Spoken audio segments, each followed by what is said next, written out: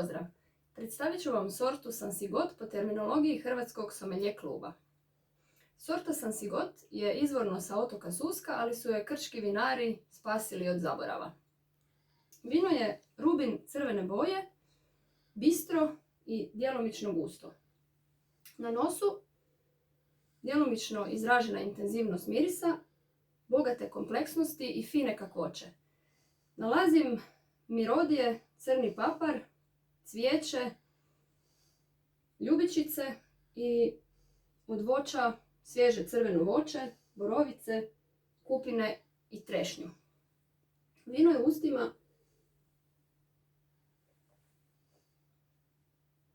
suho, djelomično toplo i mekano, svježe, srednjih tanina i ukusno.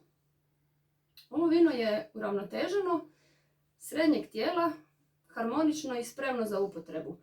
Ja bih ga poslužila na 12-13 stupnjeva u bordoškoj čaši i možda bi s njim poslužila jedan zaštićeni krčki pršut. Živjeli!